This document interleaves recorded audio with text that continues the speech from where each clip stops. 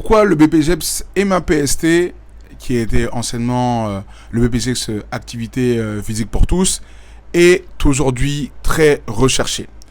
Alors, bienvenue, c'est Aristote sur Vivre du Sport. Quand on parle de ce BPGEPS, sur le terrain, c'est clairement un des profils le plus sollicités. Donc, si demain vous voulez vous orienter dans le milieu du sport et de l'animation, ce BPGEPS, multi-activité physique et sportive pour tous, il est super demandé par plein d'employeurs dans le milieu du sport. C'est un truc de fou. C'est pas un hasard. Et ce qui est super pertinent, c'est que c'est l'un des seuls du coup BPGEPS, bon, du coup c'est le seul BPGEPS du coup l'un des seuls dans le milieu sportif, qui du coup permet aussi bien de travailler dans un club, que demain d'aller dans une mairie, que demain d'aller dans un centre social, que demain d'aller dans une maison de retraite. Et en fait, il y a une pluralité de domaines qui sont super intéressants derrière pour l'employabilité. Contrairement à si vous êtes focus basket, focus foot, etc. Ok, c'est super, mais qu'à un moment donné, peut-être dans votre démarche, pour aller chercher certains marchés, ça peut être un peu plus compliqué. Quand je dis certains marchés, vous êtes habitué, je pense, à m'avoir dans les différentes vidéos. Vous savez que, voilà, pour moi, dans le sport, il y a des marchés qui sont stables, d'autres moins stables, et qu'à un moment donné, le marché d'une mairie, par exemple, ou une maison de retraite, c'est des marchés qui sont stables. Pourquoi ? Parce que c'est un BPGEPS aujourd'hui, et ma PST, que t'es un gars qui est fiable, t'es un gars qui aime bosser, t'es un gars qui a la dalle, sur qui on peut compter. Et ben, à un moment donné, tu peux gratter un peu partout et te faire un bon petit salaire. Tu peux bien te débrouiller. Après, ça demande du temps, d'investissement, etc. Mais tu peux bien te débrouiller. Et donc, en fait, numéro 1, pourquoi, du coup, il est autant recherché ? Parce que, on a la croisée du sport et de l'animation. Le BPGEPS et ma PST, il ne se limite pas qu'à un club. Tu peux intervenir dans les associations sportives, dans les écoles, dans les centres de loisirs, dans les collectivités, dans les structures sociales. Tu es à la fois éducateur sportif et, entre guillemets, animateur. Ça fait toute la diff. Tu navigues du coup dans deux marchés et d'employabilité complètement différents. Derrière, une employabilité démultipliée. Là où certains profils sont dépendants d'un seul cadre. Aujourd'hui, si tu es coach de basket, tu peux que aller dans un club de basket demain. Alors, vous allez me dire, oui, il y a des solutions, machin. Oui, il y en a. Mais le fait est que quand un gars de l'EMA PST peut aller en maison de retraite, peut faire autant du périscolaire, etc., être sur le temps scolaire, activité extrascolaire, il peut faire des accompagnements aussi comme font un peu les animateurs, etc., peut être présent dans différents événements de la ville. Il peut passer aussi des concours territoriaux qui vont faire qu'il y a des concours aujourd'hui d'éducateurs sportifs pour tous dans les mairies, avec des revenus du coup qui sont stables, des fonctionnaires, etc.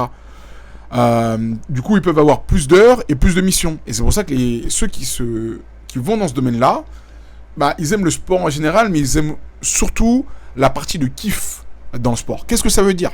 Aujourd'hui, quand tu es un BPGEPS et ma PST, la dimension compétition, elle compte pour toi, mais autant que le fait de passer un bon moment. Et en fait, il en faut des profils comme ça.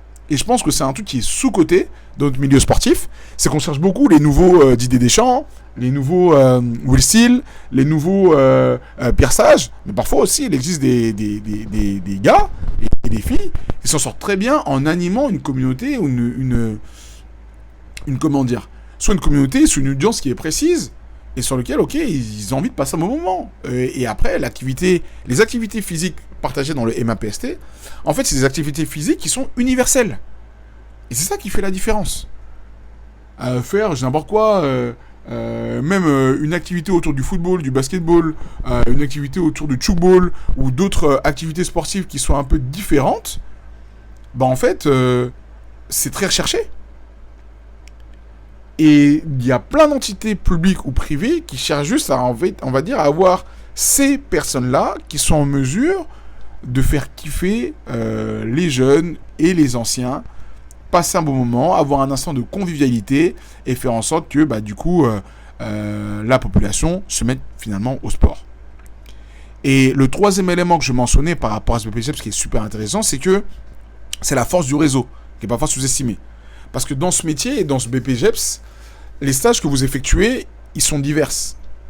Et donc du coup, beaucoup d'environnements différents te donnent quoi ? Plus de contacts, plus de visibilité, plus d'opportunités. Et en fait, c'est régulier qu'il y a parfois des personnes qui font plusieurs BPGEPS. Ils commencent par le BPGEPS et ma PST, puis ensuite vont faire un BPGEPS spécifique sur le basket, sur le foot ou autre. Et c'est comme ça que ça se passe. Généralement, ça prend un peu de temps, mais c'est juste pour vous permettre de décupler votre employabilité, au moins dans le sport et l'animation. Et en fait, du coup, ton réseau, quand tu fais un BPGEPS et ma PST, peut vite devenir ton premier levier de revenus. D'autant qu'avec ce diplôme, autant les enfants que les adolescents, les adultes et les seniors, tu es en capacité de pouvoir voir un panel large de personnes devant toi.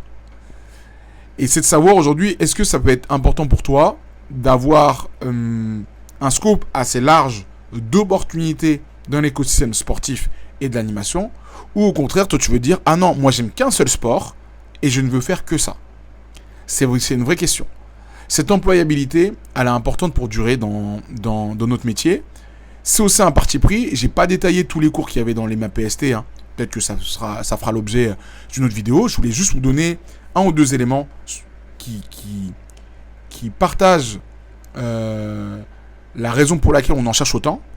Et moi, j'ai trouvé que c'était un truc de fou. Moi, je travaille beaucoup à regarder les opportunités qu'il y a dans notre écosystème, etc. Et beaucoup recherche des MAPST. Après, la question que j'ai, c'est savoir quel est le plafond aujourd'hui du taux horaire potentiellement d'un MAPST.